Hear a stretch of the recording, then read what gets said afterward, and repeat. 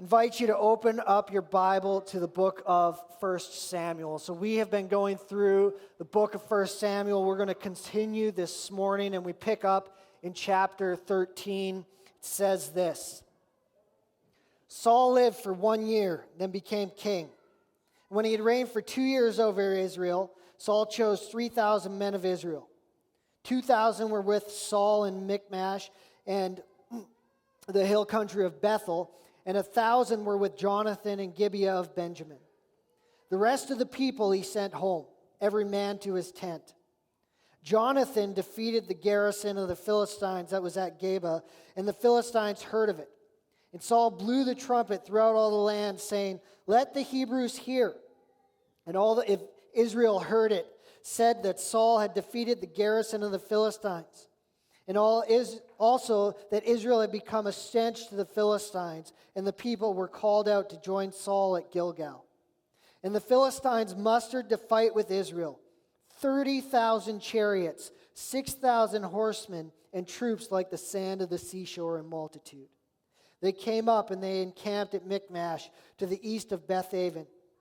When the men of Israel saw that they were in trouble, for the people were hard pressed, the people hid themselves in caves, in holes, and in rocks, and in tombs, and in cisterns. And some Hebrews crossed the fjords of the Jordan to the land of Gad and Gilead.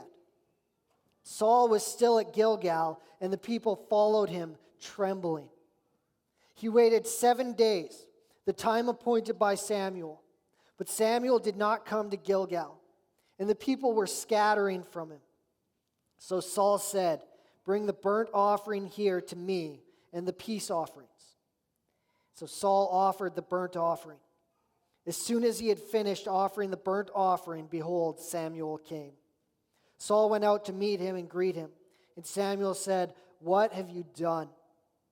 Saul said, "When I saw that the people were scattering from me, and that you did not come within the days appointed, and that the Philistines had mustered at Michmash, I said, 'Now the Philistines will come down against me at Gilgal, and I have not sought the favor of the Lord.'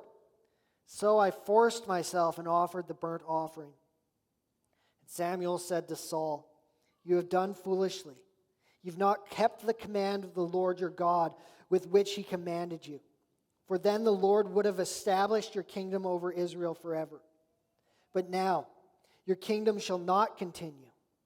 The Lord has sought out a man after his own heart, and the Lord has commanded him to be prince over this people, because you have not kept what the Lord commanded you."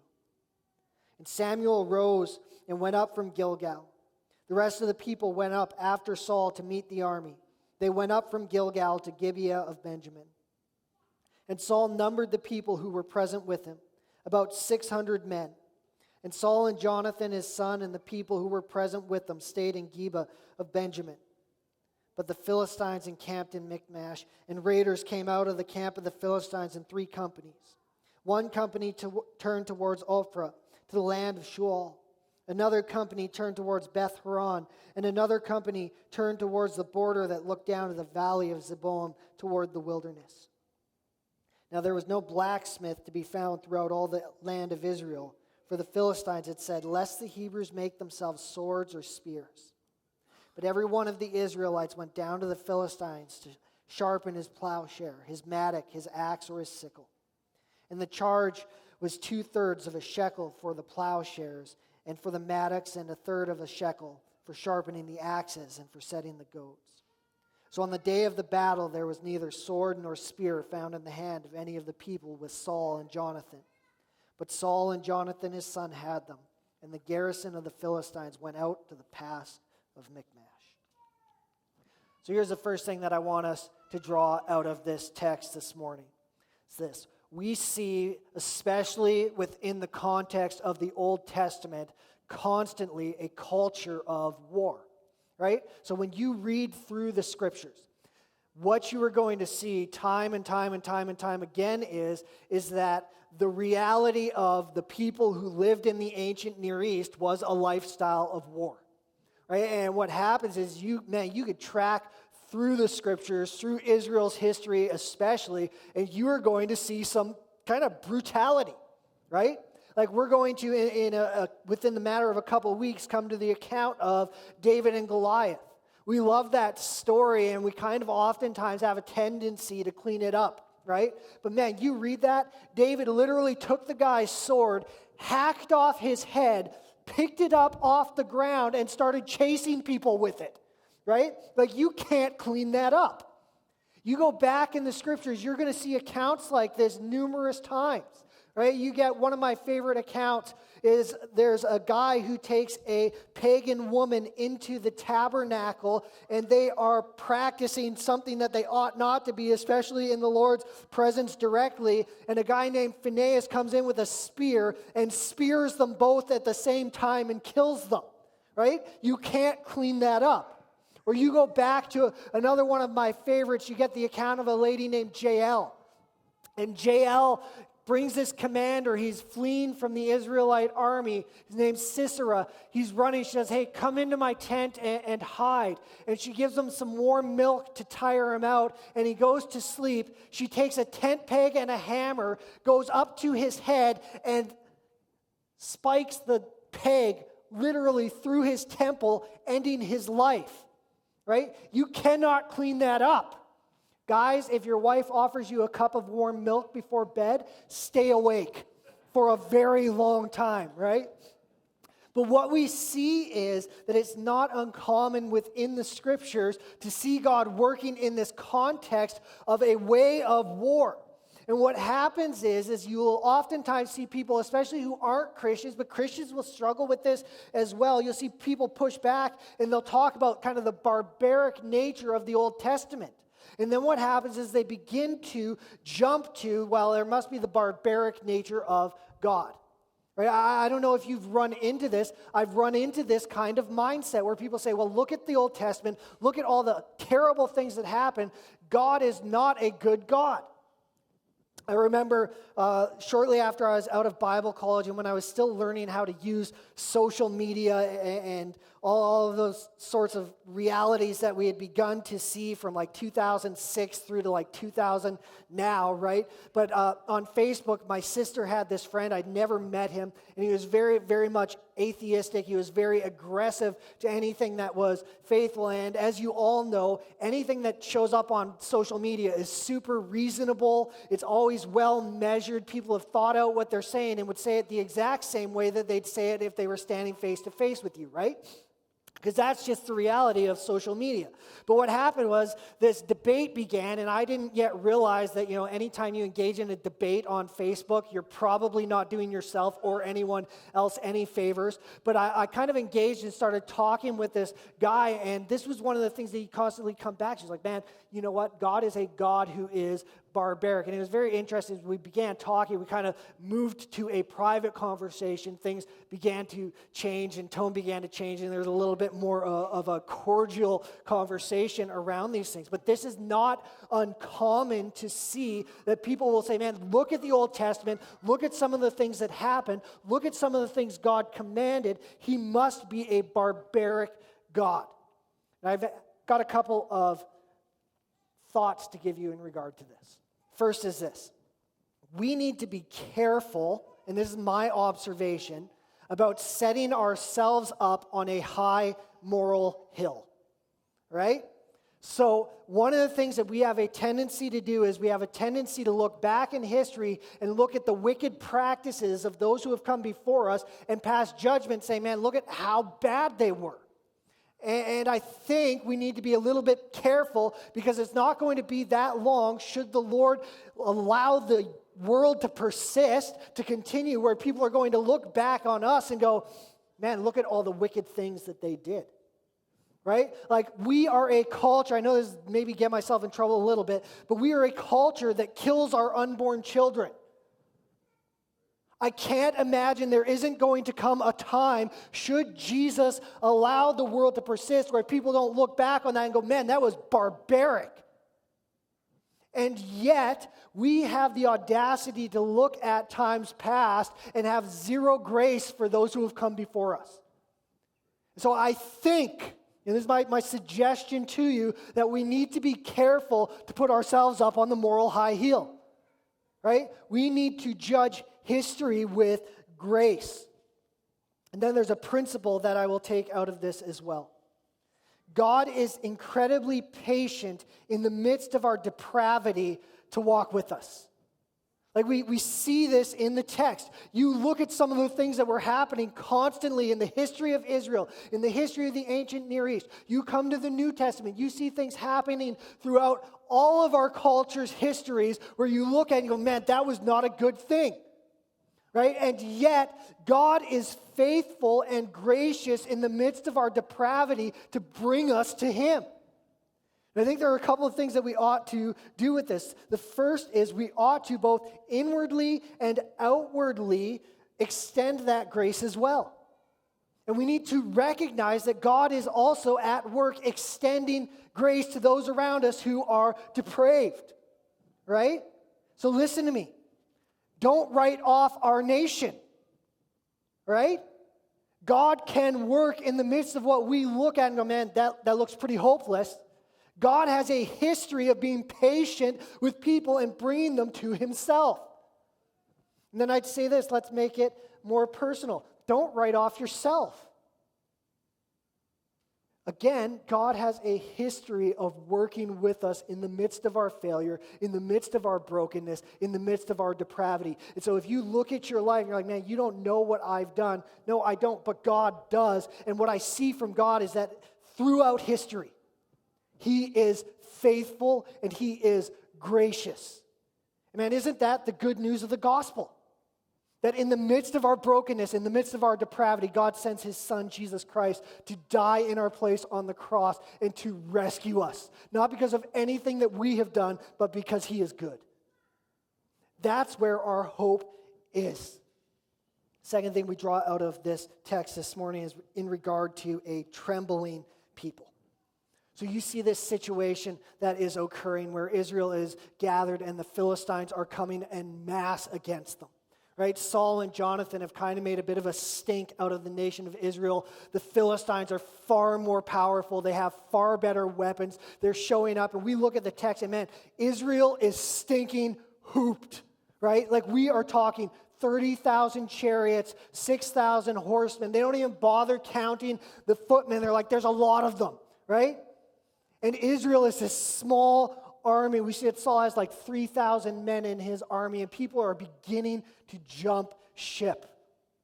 Right? And it's easy to look and go like, man, where is their faith? But can we begin to try and wrap our minds around this? 30,000, we're looking at an army of at least 50,000 against a small army of like 3,000. Right? Like I have nothing to equitably kind of illustrate this with. Right? On my worst day, if I'm in trouble of dying, it's probably because I've done something dumb, not because there are a bunch of people who want me dead, unless you all aren't telling me something, right? We see that they are in this situation where it is beyond hope. And Israel's standing there, and unless God intervenes, the enemy is insurmountable. But if God chooses to intervene, then the enemy doesn't stand a chance. It's interesting. I think maybe, just maybe, God likes setting up these kinds of circumstances. Like maybe it is that the physical reality mirrors the spiritual reality. That we find oftentimes, and we are in situations as God's people where unless He intervenes, the enemy is insurmountable. But if He intervenes, the enemy doesn't stand a chance. Right? And that's part of the reality of the Christian faith. As God's people, we stand and we wait on Him. We stand and we wait on His intervention, knowing that if He intervenes, nothing can stand against Him. Just a thought here as we go through this.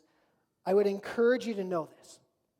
I encourage you to know, one, that you cannot overcome your enemy on your own. Second, I would encourage you to know that God takes pleasure in stepping in and delivering His people in the midst of their inability to do so themselves. along with that, I think it is so important that you do not mistake who your enemy is. All right, so what does Ephesians 6:12 say? For we do not wrestle against flesh and blood, but against the rulers, against the authorities, against the cosmic powers over this present darkness, against the spiritual forces of evil in the heavenly places. All right. This may be the last thing that I say to you. I may or may not have a job next week. Christian, your enemy is not Justin Trudeau. All right? I know some of you are like, look at the gas prices. Come on. No, that's not how this works. Your enemy is not a political ruler. Your enemy is death and sin, Satan and demons. Insurmountable, except Jesus intervenes and overcomes. It's interesting. One of the things that I realized growing up, especially growing up in kind of a charismatic setting, was there's a lot of talk about Satan and demons. And if you read through the scriptures, like the New Testament, the Gospels especially, you cannot come away without understanding that Satan and demons are real. Right? Like I think, again, in Western culture, we don't like things we can't wrap our minds around it, and so we back off on anything that has to do with spiritual realities. But what I found interesting as I grow up is that the person who encountered the demonic more than anyone else, who was Jesus, often had very little to say on a kind of technical level, right? Rather, he went, hey, enough, come out. And that was that. You get to the book of Revelation, and what's interesting is when you see the devil thrown into the lake of fire, there's no big fight. Rather, God sends an unnamed angel who casts him into the lake of fire, and it's done. And what's interesting, I think, is there are kind of two sides to this when we come to a verse like Ephesians 6 that talks about spiritual powers. Is one, we kind of shy away from. We go, we don't want to talk about that. We don't want to talk about the fact that we wrestle not against flesh and blood, but against spiritual powers. Or we go, hey, look, that's what it says. Let's figure this all out. And we dive in and we make the scriptures say things that they don't. I think we have to be careful on both ends to walk the middle line here.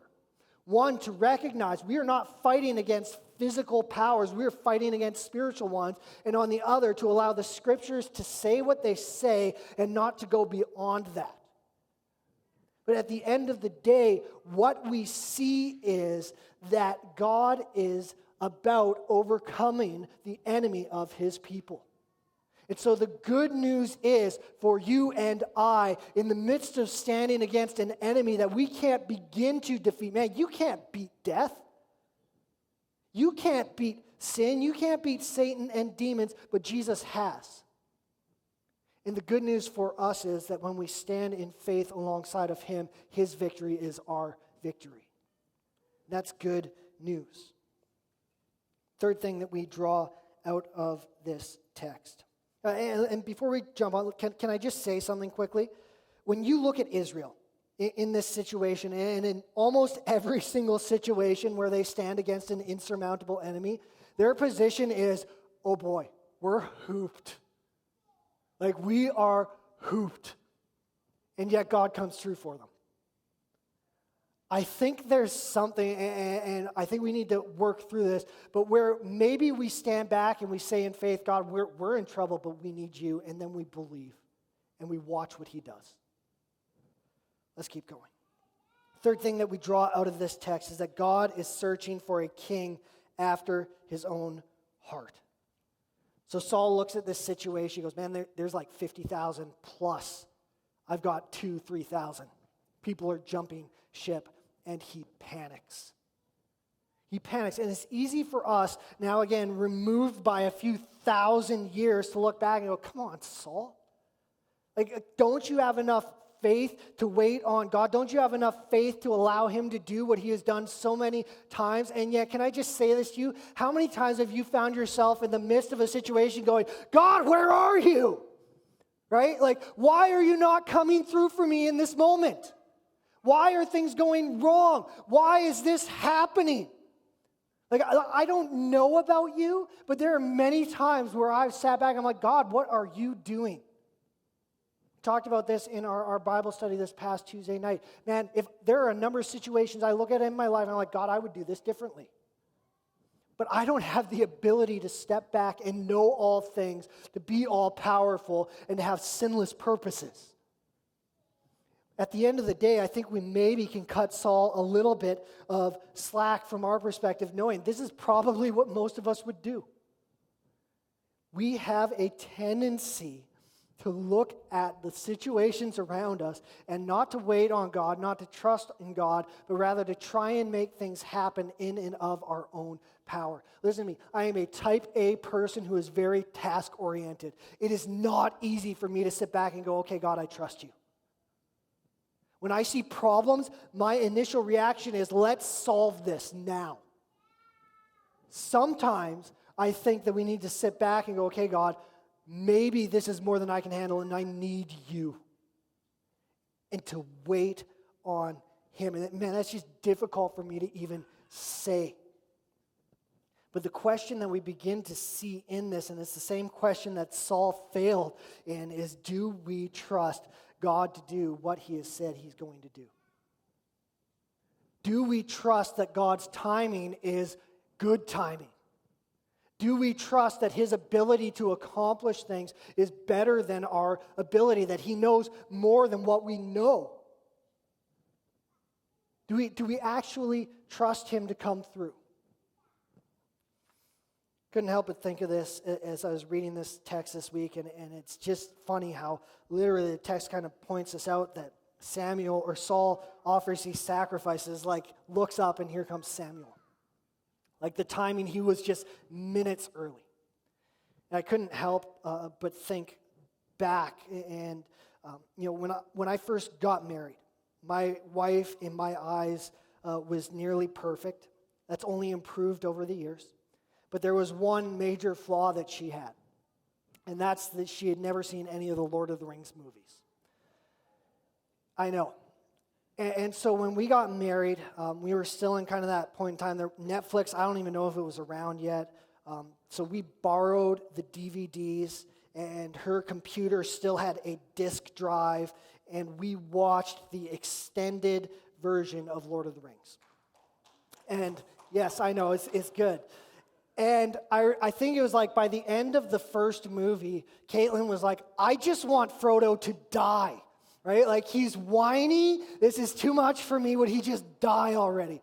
And I'm like, we still got 2 more movies to go. There's a long ways yet. But I couldn't help but think of the second Lord of the Rings and the account of Helm's Deep. And if you've seen it, you kind of know the storyline that developed here. It was that Rohan, this country, this nation, had a bit of a problem in that their king, Theoden, had allowed this guy, I believe his name was Wormtongue, if I remember correctly, to gain his ear, and he had poisoned him to the point where he had kicked their army out of Rohan.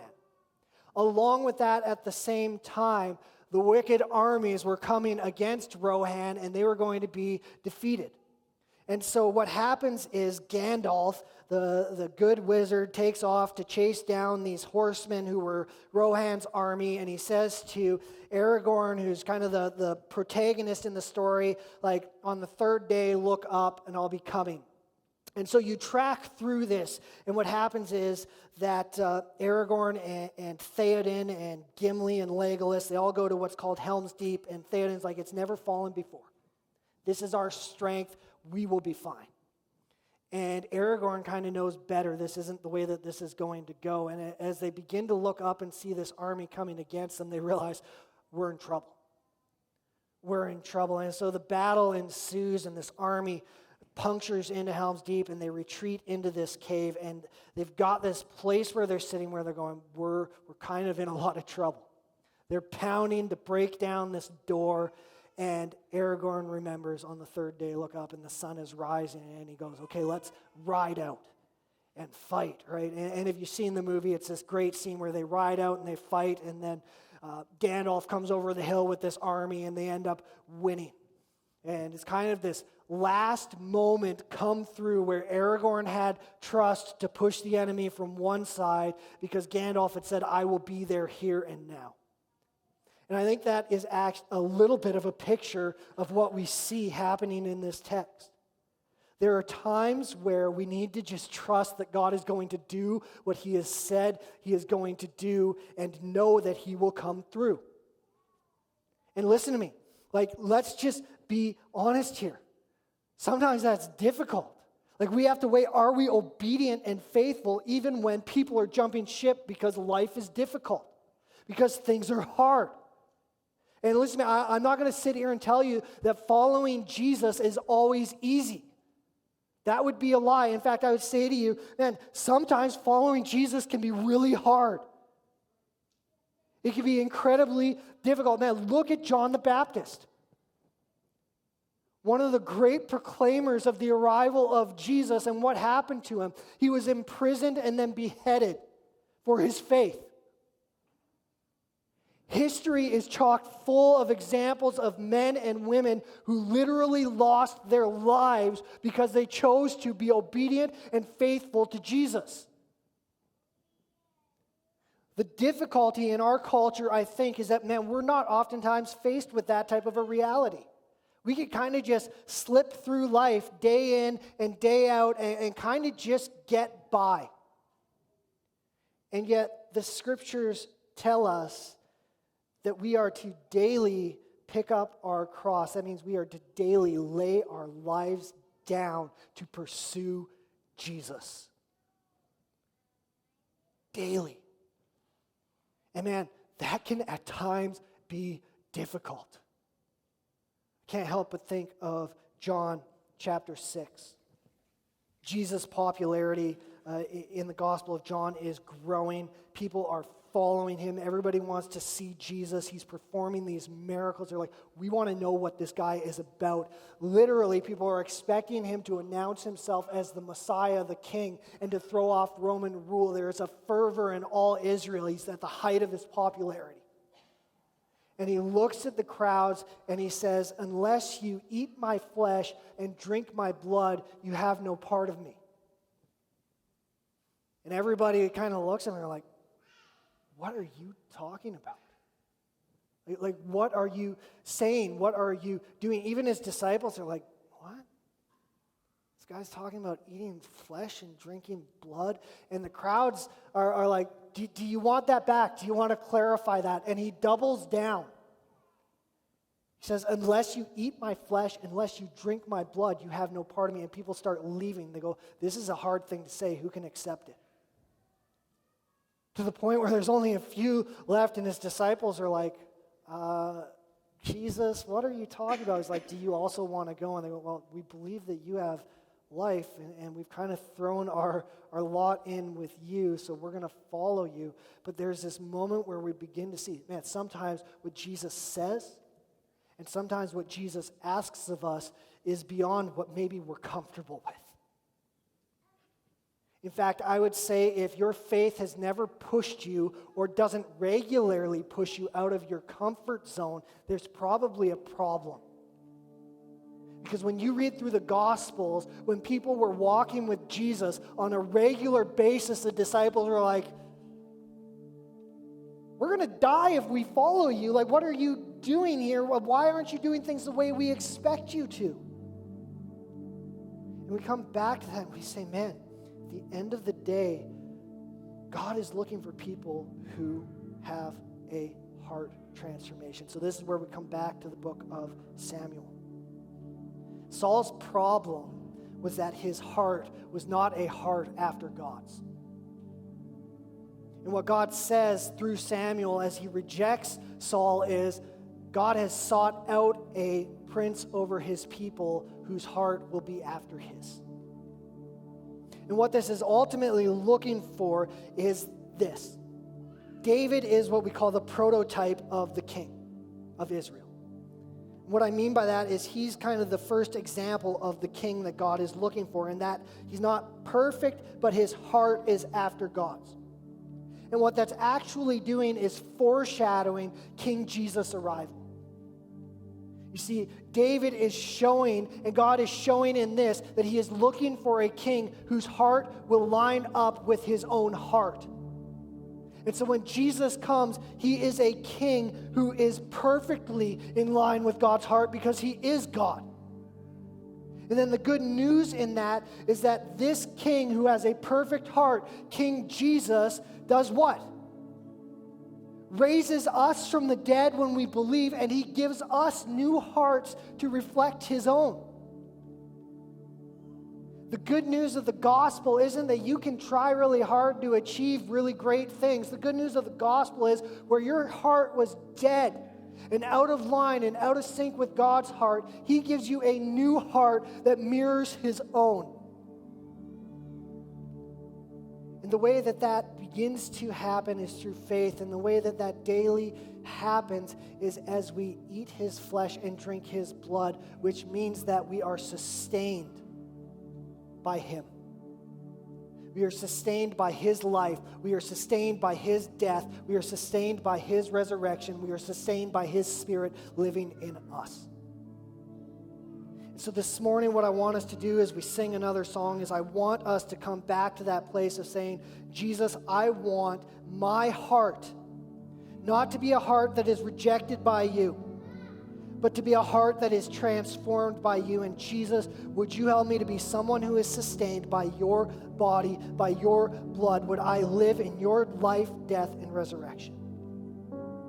So as the band plays, would you come and would you grab these communion elements, and in a moment we'll take them together.